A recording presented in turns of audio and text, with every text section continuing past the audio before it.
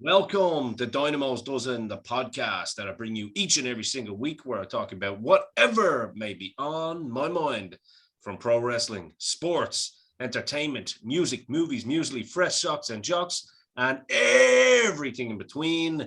Never forgetting that sweet white powder that is talc. Don't get too excited, fans. Welcome back to the show. This is Dynamos Dozen, brought to you as always by the Dynamo Podcast Network. We are on YouTube, we're on Spotify, we're on anywhere that you find your favorite audio podcasts as well. And do make sure to smash that bell notification, hit the like button, please share your comments below and let us know what you like, what you don't like. If you want to attack us personally and verbally, we're all able for it. There's no snowflakes here. I just had a shower, so there's definitely no dandruff. Let's get to the show. Joining me today is a fellow Podman member, Mr. Joe the Beef Duignan.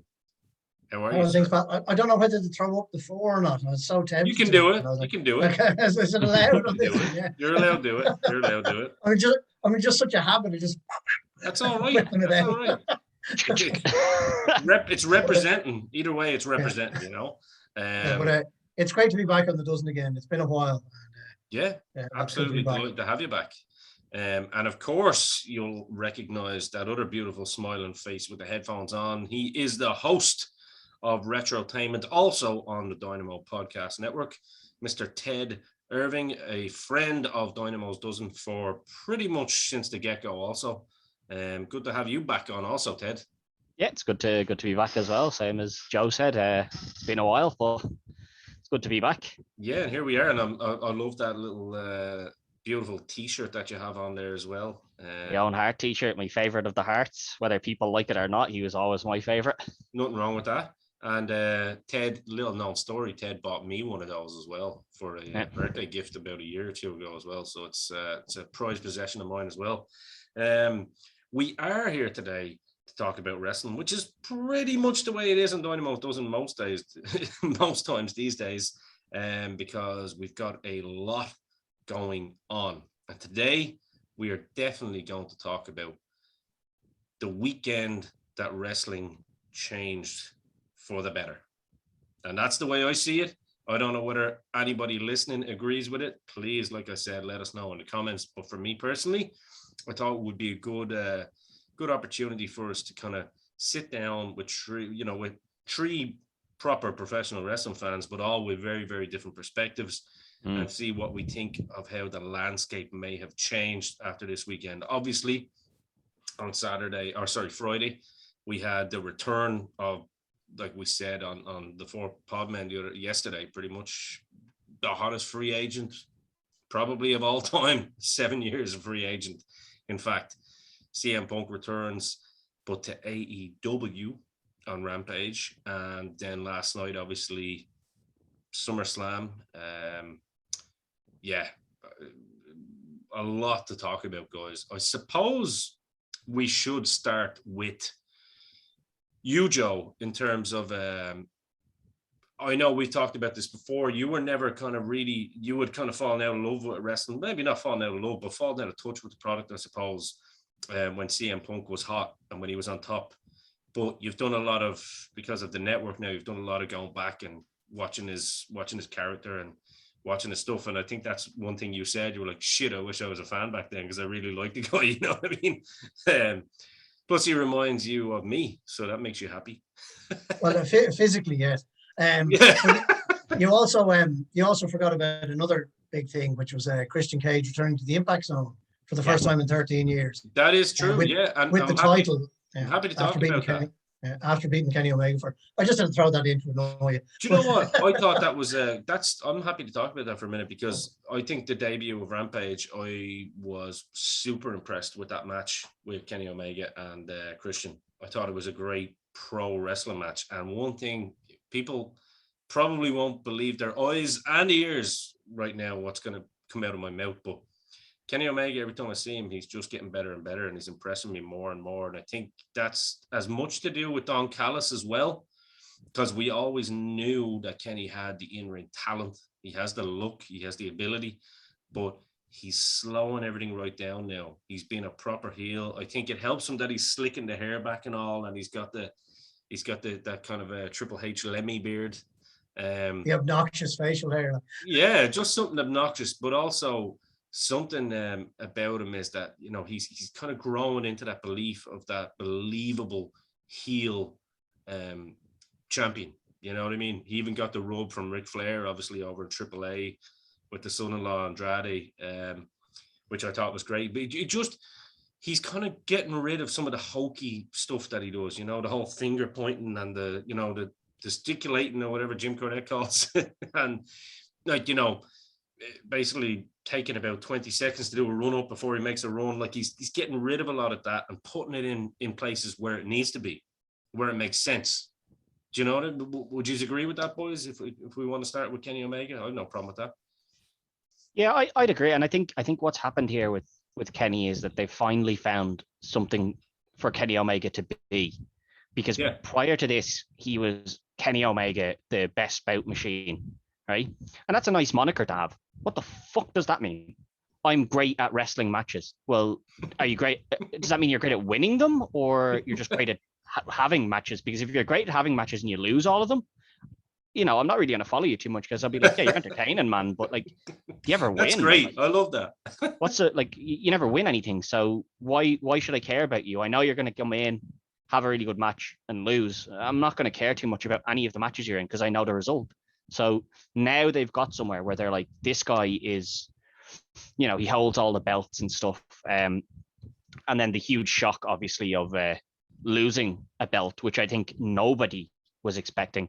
Now, I've slight gripes with that, because it's the Impact title, and it was lost on an AEW show to promote AEW to an AEW talent. And I would have kind of liked to have seen a TNA or an Impact talent be the one to beat him for that title. But Christian does have those ties to Impact, and He's an Impact legend, isn't he? It does bring Impact back to. I think he was oh no, he wasn't the first. Maybe the second, was he? He was the second inducted into their Hall of Fame. I think Sting was first into the Impact Hall of Fame, and I think Christian was Kurt second. Angle and Sting were the first two, I think.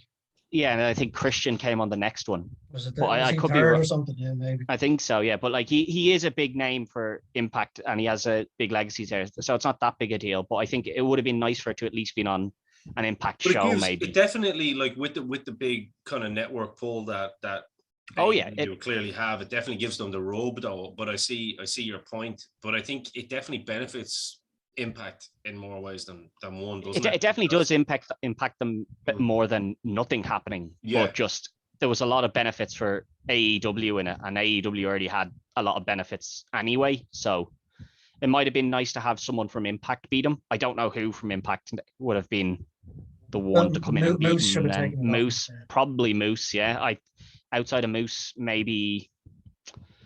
I don't know. Like, was there anyone else there that was really ready to take it from him in Impact? Well, there's a few up and comers that, you know, you've got Sami Callihan there, still a big name in Impact. Yeah. I know Ian's not a big fan. Yeah. But he's a big name. Rich Swann had it before. Eddie Edwards is always in. Oh, Eddie Edwards. I do like Eddie Edwards. He's a big old guy as well. But I guess no, he's not. Who am I thinking of then? There's a different. Who was it that feuded with Sami Callihan for ages that gave Sami Callihan that nickname of when he smashed him with the bat? Eddie Edwards, yeah. Was that Eddie Edwards? Yeah, he's not a big man. He's not a physically big man. I thought he was. I must be mixing him up with somebody else. I don't know who I'm thinking of then. Maybe Brian Cage just entered your mind because he could have been Brian Cage. He was. Brian Cage. Yeah, Brian Cage. He was an Impact guy, wasn't he? He was. Yeah. Yeah. Okay, that must be. It must have been Brian Cage. I was thinking of. Sami Callihan did beat Brian Cage for the title. That's where I'm getting mixed up. That's where I'm getting mixed up. But what I love about this, and realistically, what this is all about, is one man, and you know, he's taking criticism from pretty much everyone, including myself, and for the right reasons at the time, possibly. But Mr. Tony Khan, take a bow, sir. What he's done, I think, over the last month in particular. And a couple of months in terms of his deals with doing pretty much, I imagine he has regular contact with Eric Bischoff, because, you know, you see Conrad Thompson and Eric do a lot of talking about AEW, and Conrad kind of promotes a lot of AEW as well as WWE. He's either had good meetings with Bischoff or just, probably had conversations and taken the blueprint, because this whole idea of, we are a large wrestling company now, but we're willing to work with everyone else that's willing to work with us. Obviously, WWE would never be willing to work with anyone else. They never really have. It's not something they did, I suppose, back in the mid-90s with ECW and stuff like that. But they're not really willing to work with like proper close competition per se. And what Tony Khan has done with reaching out with New Japan, with AAA, with Impact, it's really boosted Impact again, which I think is good, because I know I tease Joe a lot about Impact, but listen, I'm glad it's still there, and long may it continue. They've got a lot of loyal fans, and listen, wrestling wins. When it's wrestling fans win when it's over.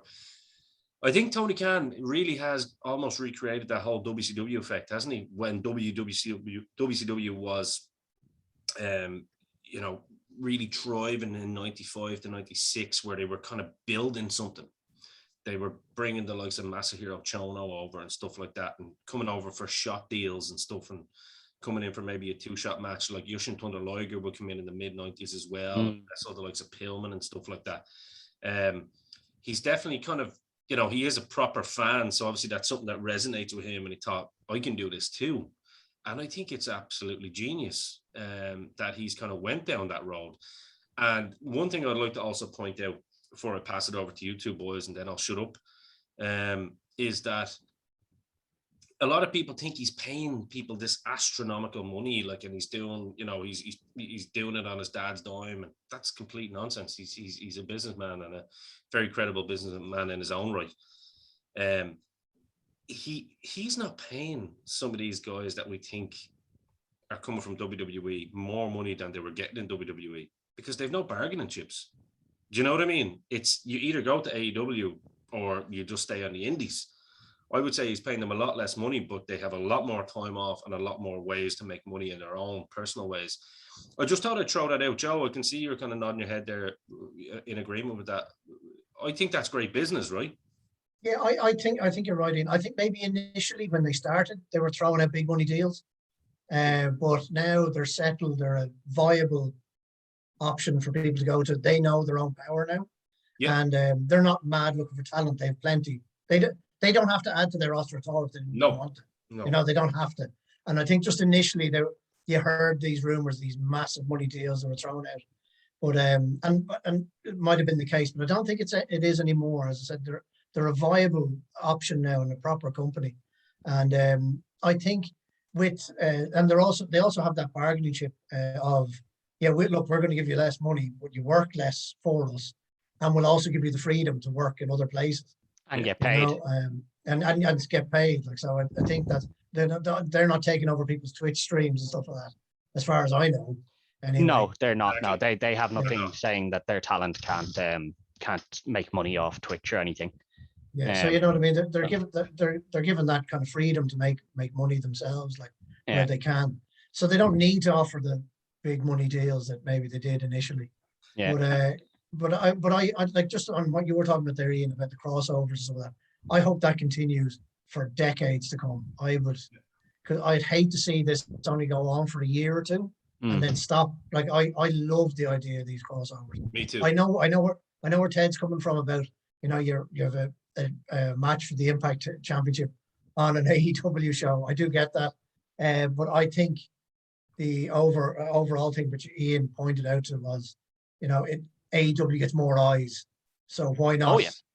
Why not put the Impact title on a bigger stage and make it a big deal? And I think that's what the overall thinking was. Like, let's get more eyes on this title, and hopefully from that, get people to switch over and watch that on another day.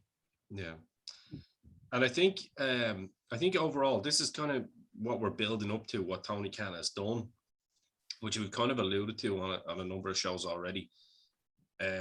He's had this one in the bank for quite a while with CM Punk.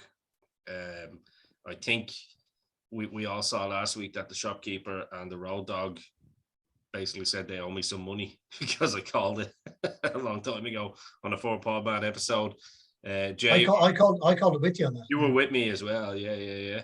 I think it's now okay, right? So we're waiting on Brian to come in, right? So let's not get too far into the future. And now it's coming out that there's another big announcement. So it could be either Flair or Wyatt, but they're both pretty. I seen an announcement saying that Wyatt is someone that they've reached out to. Now whether he's responded or not, because I know that part of the reason he was let go from WWE was that he mentally wasn't ready to wrestle again.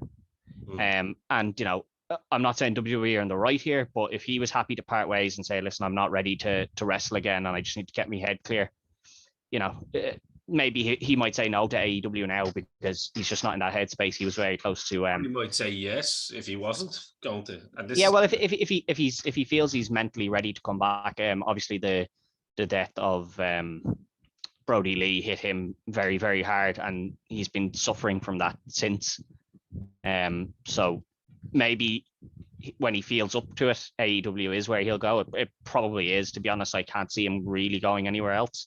That seems like the most viable option for him. But I think Punk is the last. Like, Punk is obviously coming on a big money deal, but you're looking at the other names that have come in, and they're coming in on one-off appearance contracts. Dynamite. There's short deals. It's kind of similar to what I like about it is even when you look at like their main shows now, like Dynamite, you see guys coming in, and it's kind of like back in WCW when you see like a Jerry Flynn come in for 2 weeks in a row just to put someone over.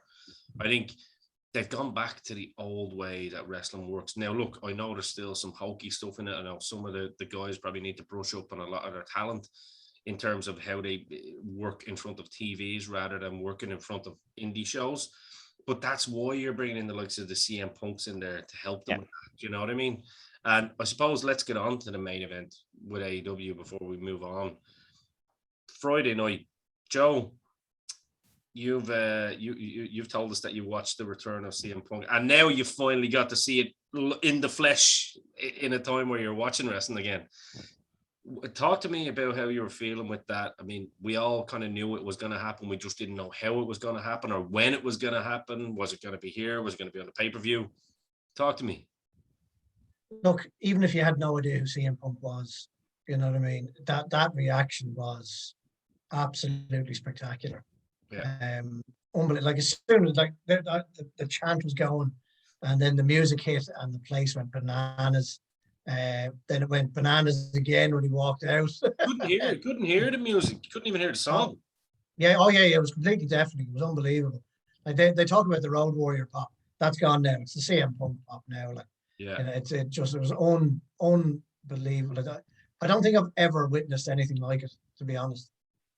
Yeah, I said that on the show yesterday with you, Ted, didn't I? That, I had a conversation with a friend of mine, shout out to Kev Rocks, old school Irish pro wrestler as well, and we were talking about it last night, and it's like you probably heard louder pops in terms of louder because the building was bigger and there was more people within the crowd, but as a ratio, like this was a smaller arena. That pop was literally the biggest pop, I think, pound for pound I've probably ever heard.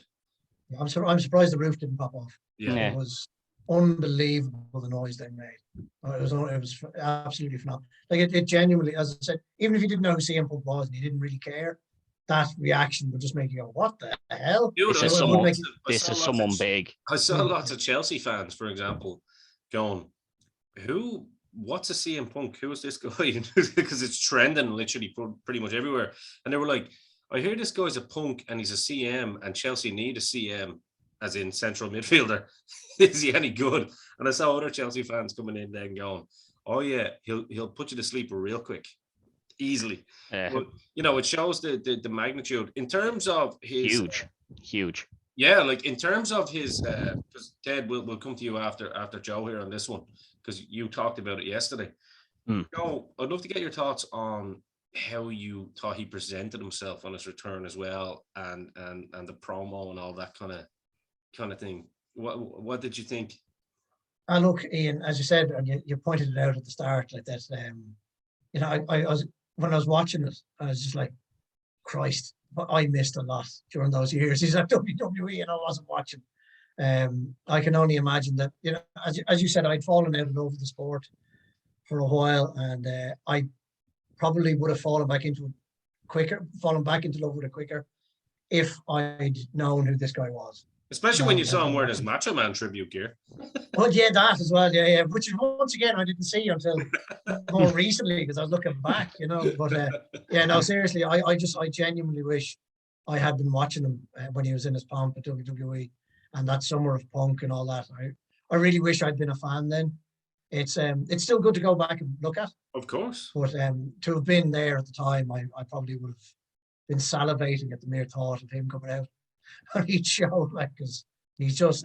I think you said it before, Ian. I think actually just on the group text actually that he just has it, whatever it is, he has it, and that's there's it's hard to put a finger on of what it is, but he absolutely has it, and there's very few people that do, and he is definitely one of them. And what did you think of the promo when he took the hoodie off and said, "Can I tell you a story?" Look, I really enjoyed it. From start to finish, and sitting down in the middle of the ring, as is his want, and all that kind of stuff. And I also, I actually we'll get to it later, I know, but the fact that he wasn't thrown straight into a title scene. Yeah. He called out Darby Allin, which I think. Yeah, what did you think of that? Actually, amazing. I think that's brilliant. Yeah. You look at the following night with SummerSlam, and their big comebacks straight into the title picture, and it's there for fuck's sake, give people some breathing space. Like it's just, but WWE have always done that. Someone big comes back straight into a title scene, and to me that doesn't make sense. I think AEW did say at the very start, people would have to earn their title shots, and I like this idea of him coming in and calling out someone that's not in a title picture at all. He's just, and I think that's a much better way of doing things. Personally, I don't know how other people feel about it. I think a lot of other people probably want to see someone like Punk straight away in the main event scene.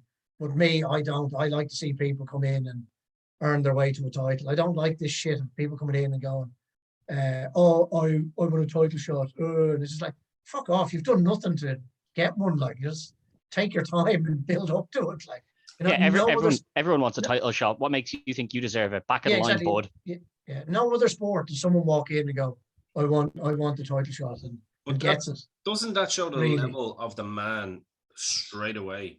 That because he could have said, right, I want Kenny Omega.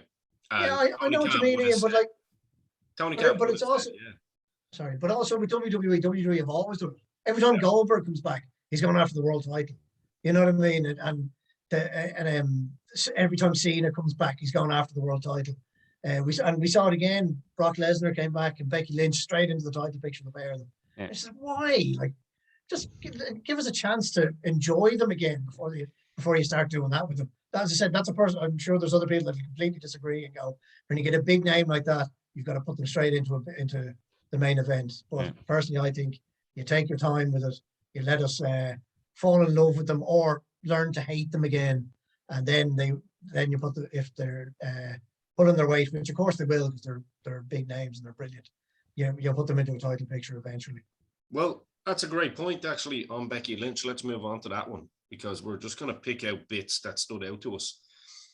Like, as much as I loved it watching it at the time, obviously Becky's a friend of ours and all that, and we loved them. We love her.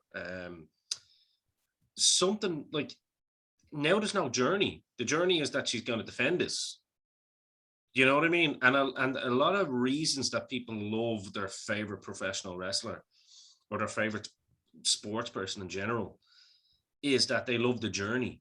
You know what I mean? And I think by just taking the title, and look, it made sense in terms of how she took it. She blindsided her and, got the W straight away. It was kind of, they sold it really well. I think Bianca Belair sold it really well. She was like, you caught me off guard there. Well done, But wouldn't it have made more sense if she came out and was just like, I'm watching you now.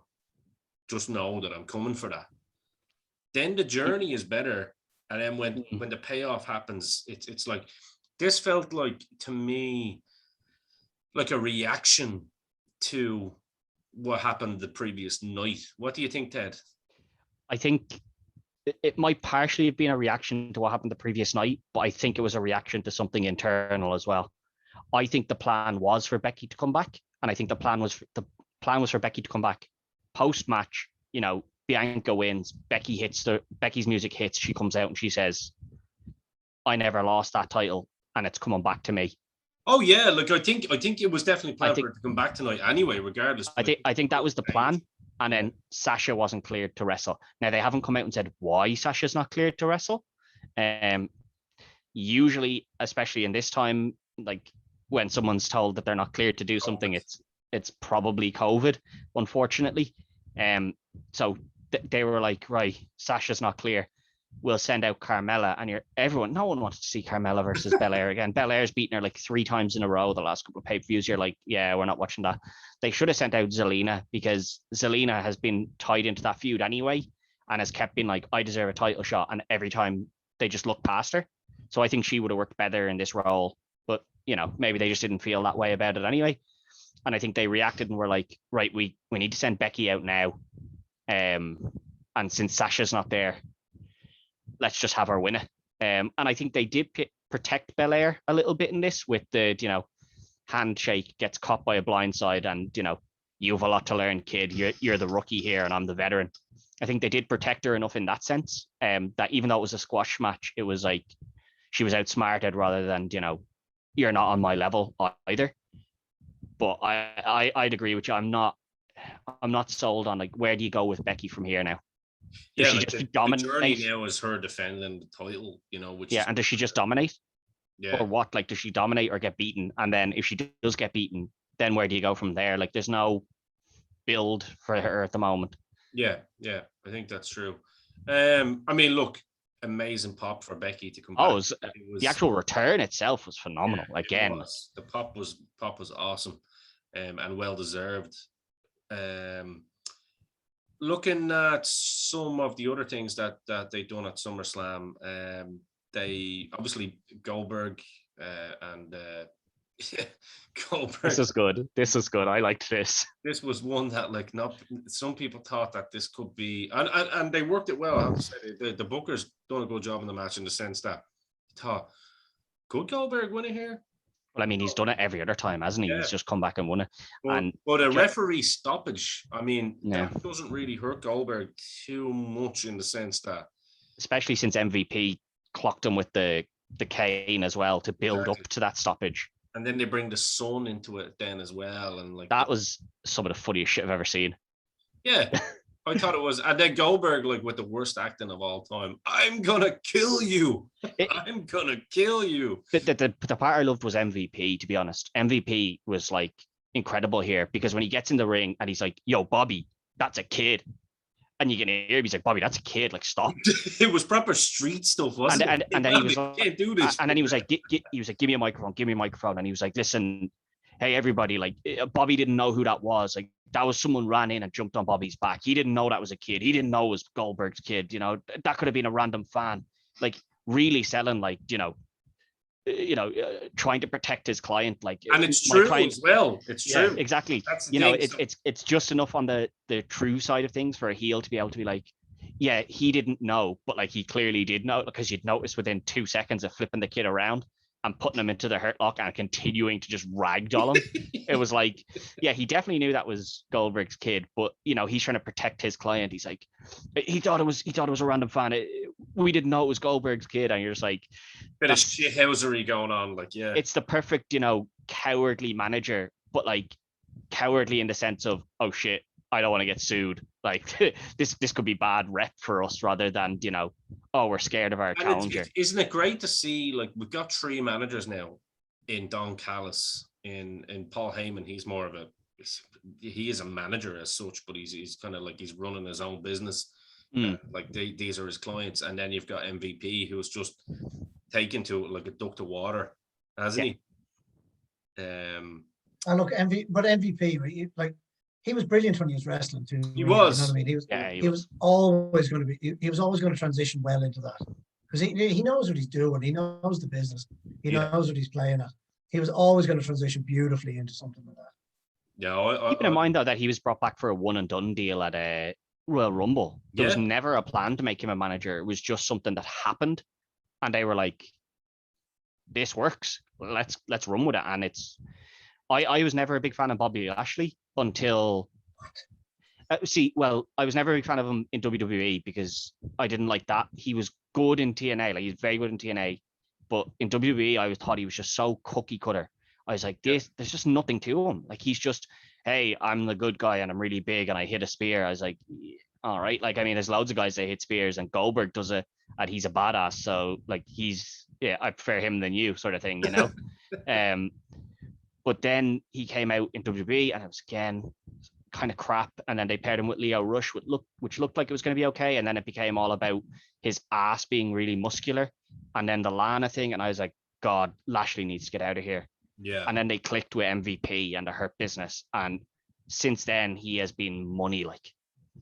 Yeah, and he's even more money than Drew, even though it pains me to say it. And I love Drew both on a personal level and professional. I think it's just Lashley. You've got a unit like him who's a legitimate, like he was a military man, wasn't he? At like age 25 or something, he was like a general or something or close to it. I'm not too sure the backside. General's stretching it a bit. Yeah, but he looks like a general anyway. You can put him in a movie and he'd be a general. Remake Predator and he'd be your guy. You know what I mean? Legit MMA background as well. Yeah, and won all of his fights too. So yeah, like this guy is serious. Like, so I think I just think as much as Drew is great and he looks great, I just think there's something about Lashley, I don't know, that stands out to me. I think Ian, sorry, I don't mean to cut across you there. No, you're fine. Things are just clicking for Lashley at the minute. He's just on form. MVP is on form beside him. They're booking him well. It's just things are just everything's just falling into place for him at the minute. Drew has plenty of years. He'll get his purple patch as well, where he'll be unbelievable. No one will be able to touch him, which he was actually last year. He was pretty damn good. No one could come near him. So I'm sure he'll get that again, where he'll be the main man. But as you said, Lashley is just absolutely untouchable at the minute. I think the fact that him and MVP, both African American as well, and MVP plays almost that old slick character, like he's the pimp. He's almost a pimp. You know what I mean? He's my boy. You know what I mean? He's it's just it's great. Like, and it is great for the African American community to have a proper. You know what I mean? I think because I know there's been a lot of politics around that all now, you know, African American sports stars and stuff, you know, taking the knee and not getting kind of the recognition that they deserve. I think literally this guy broke the walls down for himself, so it didn't even matter the color of his skin. But I think I think it really just clicks with the two of them. You know what I mean? They play it like they're just two street thugs, you know, from the hood kind of thing. And I think it's awesome. Long may it continue. I think Lashley needs to hold that title for, you know. That was my big fear here, is that they were going to Goldberg and be like, let's just have him win because that's what we've always done. Yeah. And I think Joe alluded to it earlier, like, you know, he doesn't like people coming back and be put straight into a title picture. The run that Goldberg had that most people enjoyed in WWE since he's had these small returns was when he faced Dolph Ziggler. That's everyone I've talked to, that's their favorite match. A nothing match. You let Goldberg go out there, spear him, hit the jackhammer, done. And everyone loved it. And let's be honest, nobody loved Goldberg because he was a technical masterpiece. People loved Goldberg because he came out, he speared a guy, hit him with the jackhammer, and hit the 1, 2, 3. That's all I want from Bill Goldberg. Send Goldberg out and get anyone in the back. Get him to hit them with that big, massive spear, get him to hit that jackhammer and get him to walk back out, and I'm happy. I know you're paying him big bucks and you might feel that's a waste of him. I don't care. I would rather watch that with Goldberg all day than watch him go out there and try to wrestle for 15 or 20 minutes. I don't ever want to see him for 15 or 20 minutes. Even though he looks great, like, I mean, his physique last night was actually probably... he looks great, but just that's the style, that's what I want from, that's the style of wrestling I want from Goldberg. And he doesn't smash the guy up and leave. He doesn't need a belt either. I think the reason, but what he did with him coming back and willing to put these guys over, it just lends some legitimacy to them, because they've got to win over Goldberg. You know what I mean? Yeah. Oh, it helps Lashley greatly, so I'm glad that Lashley won. But if he beat Lashley like he did Owens and like he did the Fiend and stuff, I would have been like, well, you've just crushed another talent that you had. Yeah, because I was terrified, like you, Ted. I was terrified because he lost to McIntyre in at the Rumble, and I went, he's not going to lose two big ones in the same year in a row. Yeah. Yeah, I was sure they were going to take it off Lashley, and the whole my son, I'm doing it for my son. I was like, oh my god, he's gonna win. And I was there. My reasoning for not, sorry, my justification for not watching WWE would have been completely and utterly vindicated. Yeah, they did do the right thing. Thankfully, yeah, and kept it on Lashley because and I'm saying it once again, and Ian said it, like Lashley is just amazing at the minute, and to take the title off and put it on Goldberg would have been madness. Like the thing is, who takes it from him? Like I said, it might not mean a lot to a lot of people, but to me it does. I think it's great having like these African American stars up there, like the same way, Booker, like he's the best since Booker T, isn't he? Do you know what I mean? I know The Rock was there, Jesus Christ, but I mean Booker T is still more recent, and I just think it's great because for so many years WWE had like so many great stars that were African American that they never got the shot. I mean, like Farouk for me should have definitely been a world champion at one point in WWE. Personally, I think. Sure, they're like, as me and you talked about that before, and that gimmick they gave him when he came in was absolute madness. Like why he just didn't come in as Ron Simmons, who's a former world and all this. Yeah, former world champion. Just stick him straight in and have him, just do his thing. But they gave him a dog shit gimmick. Possibly because he came from WCW, would it be? I think would so. Imagine so. Yeah, imagine so. They do the same. They did it with Dusty Rhodes. They gave him a dog shit gimmick when he came. The only person that's come into WWE that Vince seems to have an infatuation, or from WCW that Vince has an infatuation with, is Goldberg. Yeah, but that's only because Goldberg came in after WCW was dead. Yeah, but you would have thought he tried to bury him, but he hasn't. He just keeps. He kind of did bury him at the start. He had Triple H beat him and stuff, Now he's realized how much of an asset he is. But like at the time when these guys were coming in, like the likes of Ron Simmons was coming in, WCW was still around, So he was like, I'm not making a former WCW champion my champion. So I'm gonna stick him with some shit gimmick. Now I thought Nation of Domination could have been like that. Could have been, here we go, kickstart Farouk. Now he has, the boys backing him. He has a faction behind him. Now he can win the title and drop this stupid gimmick. That's not the gimmick I'm talking about. I know that's not the one. But when they went into the Nation, I was like, okay, now they're gonna push him, and it's gonna be the real Ron Simmons is back. He's gonna win the world title, and again, it just went nowhere. The whole Nation of Domination went nowhere, and then he got kicked out, and then the Nation kind of kicked off, and I was like, okay, so the Nation kicked off when you kicked out Farouk. So they now I loved them in the Acolytes, the APA and everything. I thought that was brilliant, but and it was great for the tag team, and I'm quite similar to you, Joe. I love tag team wrestling, so I was delighted for that, but it still feels a bit bad to Ron Simmons, and the thing Ron Simmons is most known for now is saying "damn" really loudly, which I do enjoy. I'm not going to lie. I enjoy when he comes back and does it, but it's a shame that that's what he'll be remembered for more than anything, rather than being a world champion. I like my Ron Simmons with the headband and the blue long tights on and the white boots. That's my Ron Simmons. It's like Black History Month on the Dynamo Podcast Network, and that's a good thing. Yeah, we've really gotten off track here. Yeah, we have. well, it's the Lashley effect. It's the Lashley effect. Yeah. So let's move on then to, I suppose, the main event. This is kind of how we'll close it off, and then kind of compare it to, the two moments. Obviously, John Cena and Roman Reigns had what some people think was a barn burner. I thought it was a great match personally. Thought Cena was, look, he never misses a beat really. When he knows it's go time, he's always on. Reigns is the same. Reigns, a lot of this was domination. It really was. It was Reigns kind of beating him down like a proper heel does, old school psychology. The hope spots and the comebacks from John Cena were great. So you were really like, I don't know what way they're going to go here. You know, I'm genuinely here thinking, shit. I was waiting for Balor to come out. That never happened. That tells me that Balor is just never really going to be anything under Vince McMahon, unfortunately.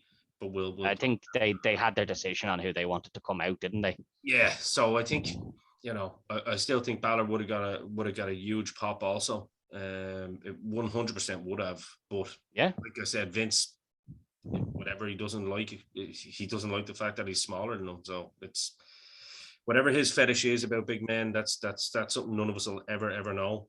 But we did obviously get Brock coming out at the end of this match. A very different looking Brock Lesnar. I've seen lots of kind of funny stuff on Twitter. Going like, what's on his head? Like, what's he doing? And the big beard. But I thought it was actually pretty cool. I thought he looked great. Brock is always going to look great, isn't he, guys? He's a Viking, you know, and he looks more Viking now. I'm telling you now, people might be making fun of that top knot and everything on Twitter. You go and see Brock Lesnar and you're not going to make fun of that lad's top knot. All right. I'm telling you now, that lad could walk up to you with that top knot and just anything he wanted on. No matter what way Brock Lesnar walked up to me, I wouldn't be saying anything to him. I would never say anything bad about him either. Hi, Brock. It's a great look. Well, you want a world title shot, Brock? You got it, buddy. I'm not saying no to you. So what did you think? Obviously, they pulled this out of the bag, and probably, I'd say this one was probably fast-tracked, to be fair. This, I think, is the fast track. Yeah, I think this one was probably the fast track in reaction to what happened the night before. So again, Vince saying, I don't really care what's going on down there. Obviously he does, you know what I mean? And Brock coming back, and I heard someone make a really funny match suggestion for Roman Reigns, Brock Lesnar, Paul Heyman on a pole match. The winner gets Paul Heyman. This is a weird one. Twitter's great. I fucking hope not. It's something funny to laugh at, but I really we all knew that Russo would do it, right? Russo would do it. I think ever since there's been a Judy Bagwell on a pole match, that was always like the second Brock came back, that was always going to be the joke that was made, was who's getting put on a pole here, you know, Heyman on a pole. Heyman up on the cage, like back in the WCW days when he was up on the cage above the ring. No, shark cage, is it? was she on the shark cage, or was she just on the on a forklift? She was just on a forklift. Like, she wasn't on a pole at all. She was just standing on a forklift. Oh, she was on a forklift, yeah. But I think that was the funniest thing ever. But Paul Heyman was in a cage before. Remember they put him up? Yeah, the shark cage. Yeah, they did that in NXT with Ellering. Yeah, they did as well. Yeah, and I thought that was quite good in that as well. But so obviously, this is the story that they have here. You know, this is going to be Bruce Pritchard's baby now to try and make sense out of this on SmackDown and see how they're going to do it. Obviously, Brock won't be on SmackDown every week, but I'd imagine he'll be on this week. Oh, it has to be this week. Or Raw, just whatever it is, just to come out and explain why he's there, why he's back, blah, blah, blah. It's very strange though, isn't it, that like he beat up John Cena after the pay-per-view when it went off air. Yeah, that was weird to me. Why didn't they just have him do it on air? Yeah, that's what I'm wondering. Like, what's the deal? So, like, I mean, we were trying to come up with scenarios in how Finn Balor fits into this whole thing, and it looks like basically he doesn't. But what we'll do is basically, we had a bit of an issue there with my recording. Sorry about that. But I suppose in closing it off, guys, realistically, people are talking about who won this, you know, the first, you know, I suppose the first shot, you know, in this war, who won. I think realistically, the wrestling fans win, you know, because basically WWE know that they have to up their game now as well, in terms of not in the sense that they're going to be fighting for the very business the way they did back with WCW when, you know, they weren't a public company and all that. They have all the money in the world, but if they have any pride in what they do and they want to keep fans, I suppose, tuning in every week, they definitely need to up their game, because that's what their business is. Yeah, but also, Ian, if people start turning off, the stations are going to put pressure on them to up their game too. Well, that's it. So, and that's where they're getting a lot of their money from now. Yeah. Is these big TV deals, and also like if people don't tune in to their pay-per-views either, like there is an interest in them keeping eyes on their product. Of course. And it might, as I said, it could be external from the stations telling them to get their shit together. And if you don't get more eyes on this, we're going to be giving you less money, and they don't want that. No. I think overall, since AEW has come into existence, the wrestling fans have been winning. I know there was some teething problems with AEW and getting it started, but having a promotion, not to rival WWE, because I think although WCW was able to rival WWE back in the day, nobody can rival them at the moment. But it was built over time with WCW as well. It was built over time, but I don't think anybody right now can rival WWE. They're too big a brand now. Like when they were WWF, they were kind of, wrestling boomed when the two of them were alive. Like the two companies were going head to head, and WWE won that. So they still have that, brand name from winning that big period. So it's going to take a long time before anybody's ever at that level. But you can see. Sorry. So no, go ahead, you can see that WWE have a bit of a question in them, because the two closest shows to rivaling each other between the two promotions right now are SmackDown, which is Friday night, and then directly after it is Rampage.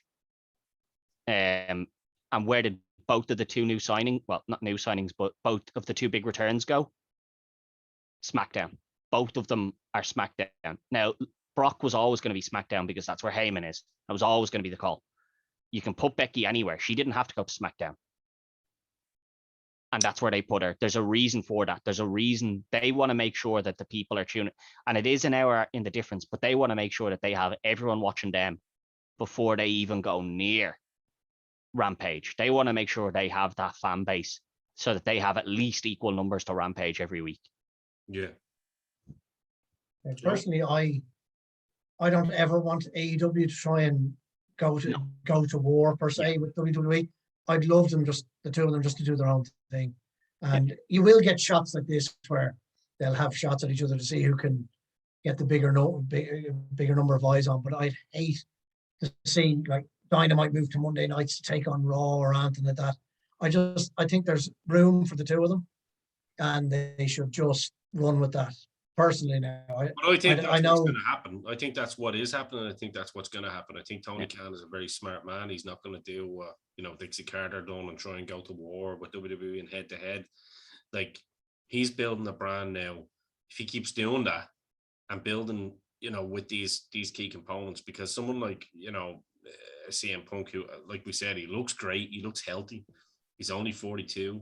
He's had a lot of time off, and going to have a lot of time off in between these shows as well. He's not going to be expected to do this kind of mad schedule that WWE just will not let go of.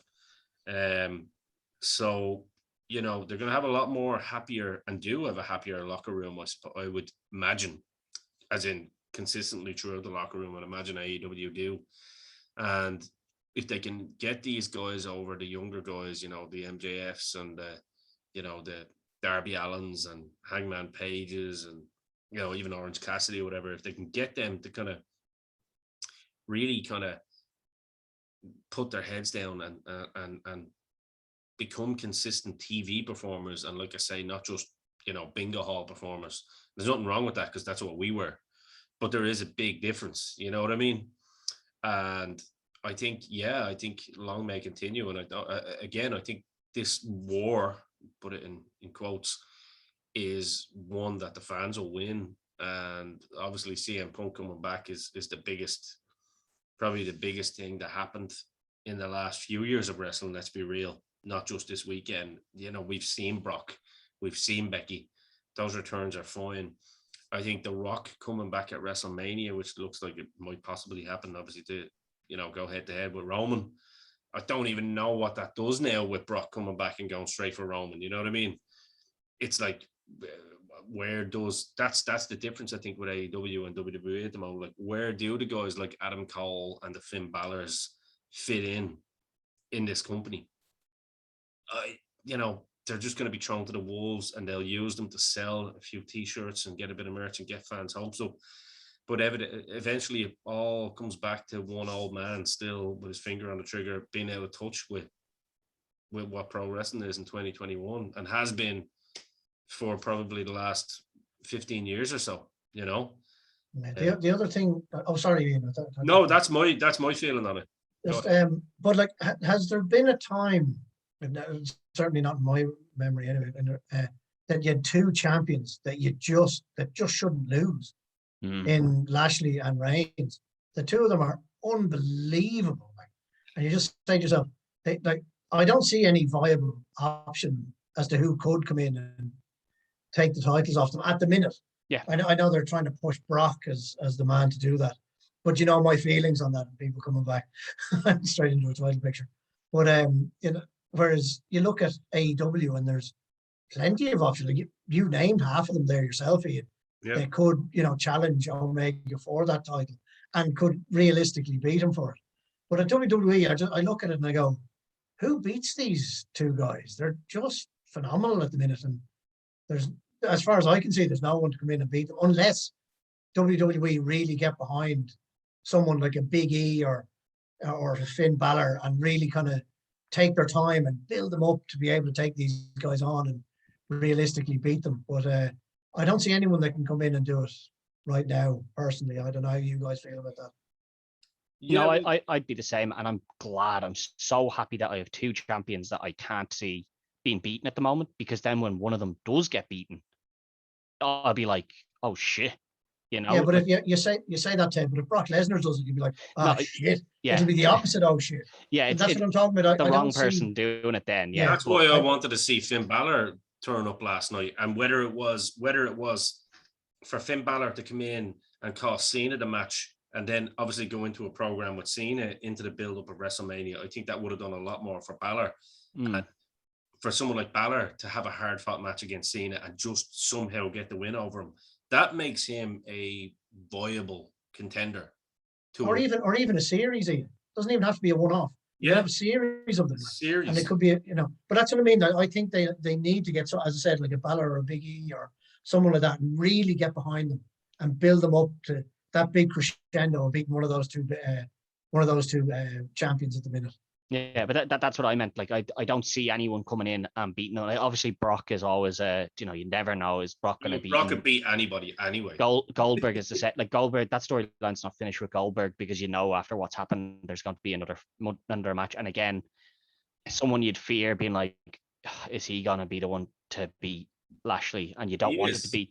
But outside of, Brock and Goldberg, there's no one on the roster that I'm ready to go, into a pay-per-view and be like, I'd put my money against Lashley or Reigns on anyone else on either roster at the moment. Big E, I think he's obviously the Money in the Bank champion. So he is being groomed to take the title from somebody there. And I think he will cash in successfully when he does. But I like the fact that I'm looking at two champions where either one getting beaten is going to be a shock to me now, as long as the person that beats them isn't Reigns or isn't Goldberg or Lesnar. And I don't dislike Lesnar, and this was always going to be nice because Lesnar is so closely tied to Heyman that you have to bring him in.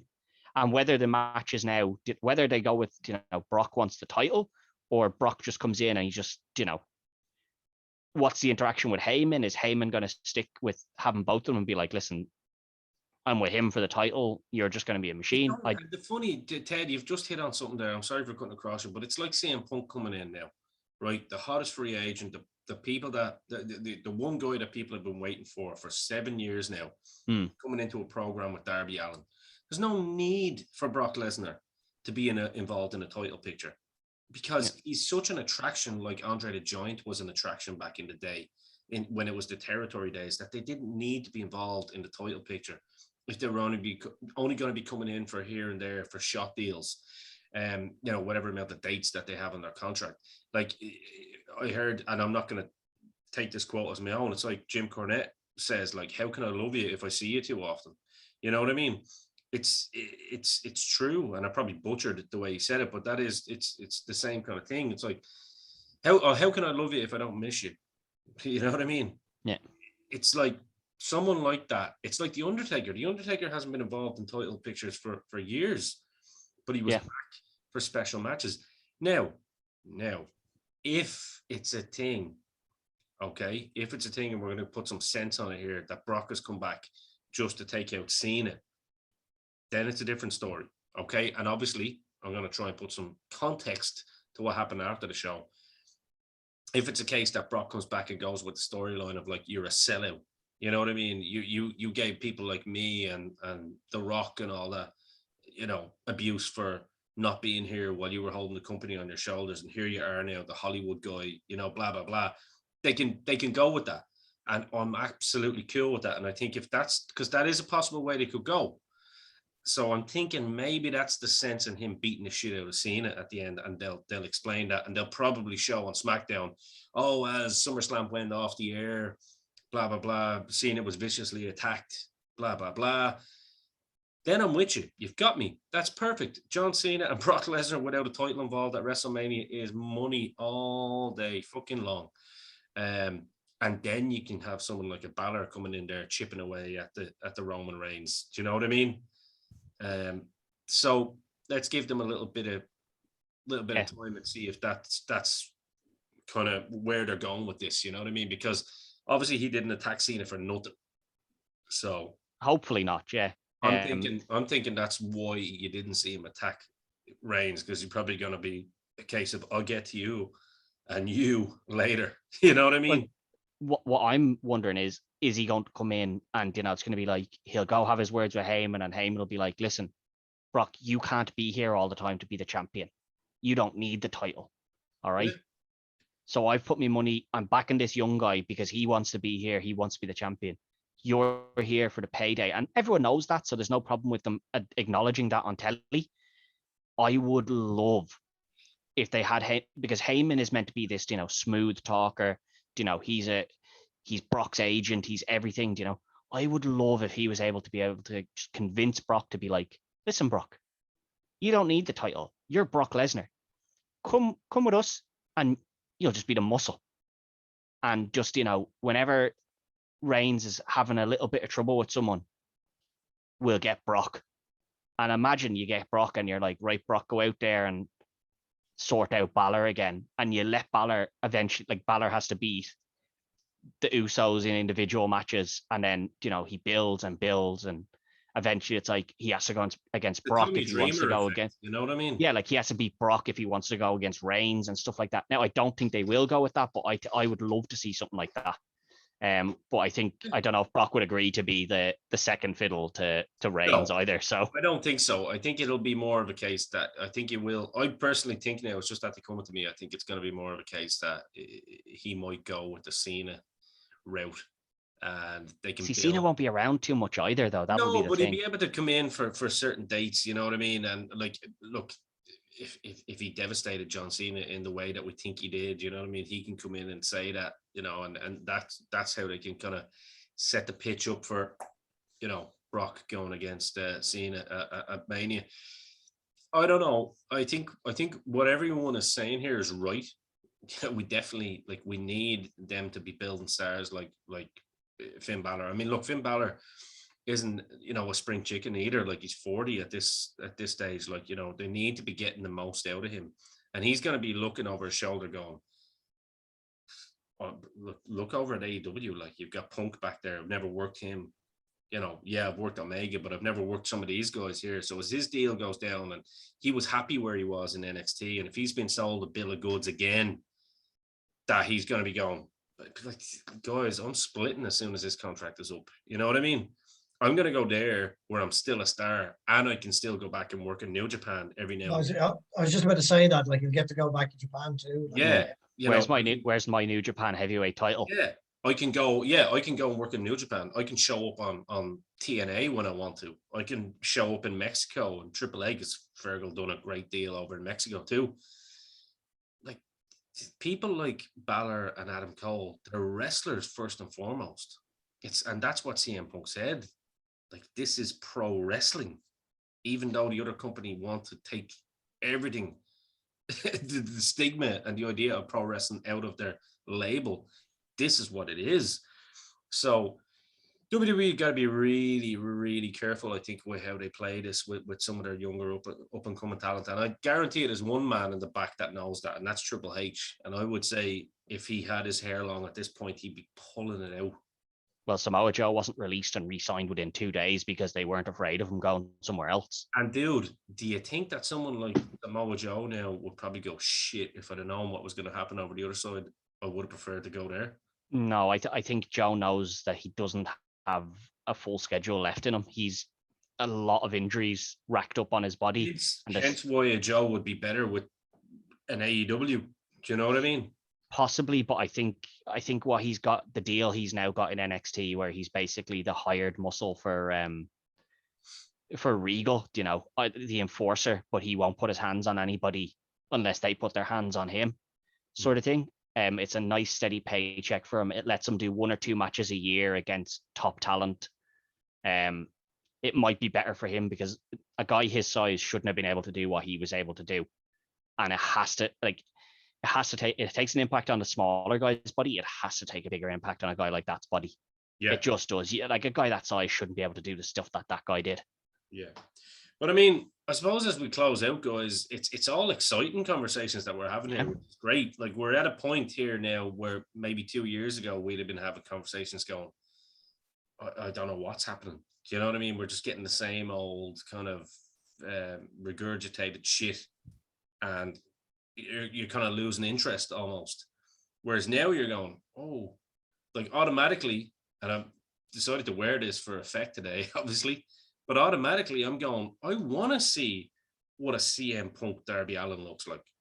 I want to see what a Becky Lynch versus Bianca Belair program looks like.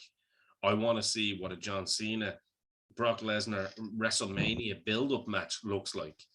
I want to see, I want to see it all. I want to see how Brian Danielson, should we say, because he's not going to be called that. He's going to be called his own name. I want to see what his intro looks like. I want to see Ric Flair in AEW coming out and being let fucking. And NWA. Ric Flair's apparently gone back to NWA as well. Exactly. You know what I mean? There we go. I heard a small rumor that he's wrestling for the NWA title as well.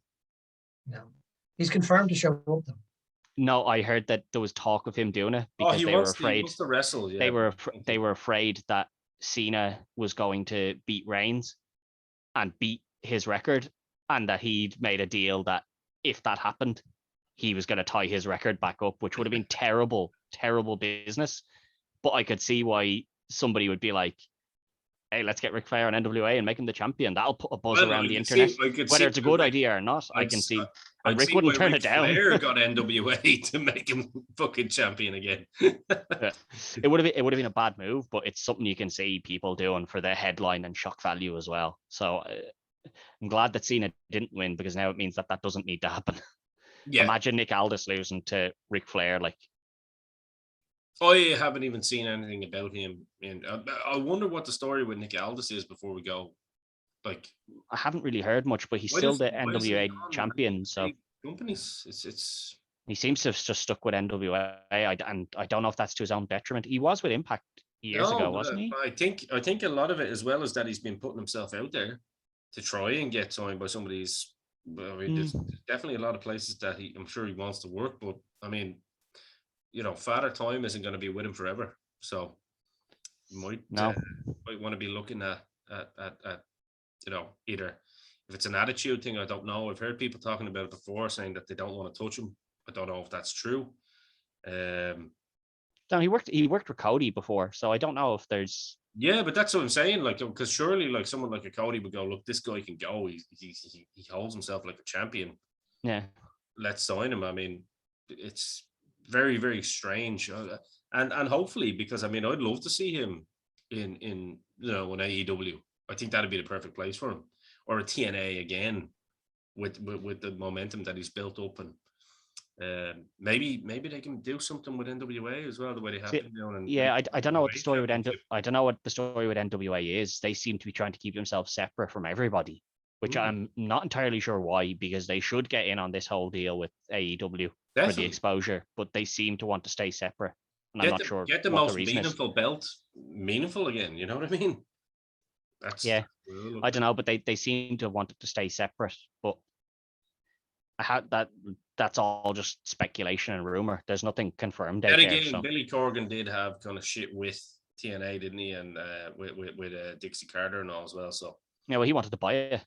Yeah, so it's probably kind of rotten. Yeah, he pumped a lot of money in. This is the story. He pumped a lot of money in to keep it afloat, and he thought he had first refusal on buying it if it went for sale, and it got sold to Anthem without him knowing, apparently, and he's pretty pissed off about that. Now, I don't know how true that is. That could be all arseways. Oh, yeah, no, I heard that story as well. No, I heard that as well. So I don't know if it's true, but I definitely heard that was the case as well. Well, that's it. We're not here on the Dynamo Podcast Network. We talk about rumor and innuendo, but we're not here to kind of really pay any kind of credence to it. It's just more, if that's the case, that's the case.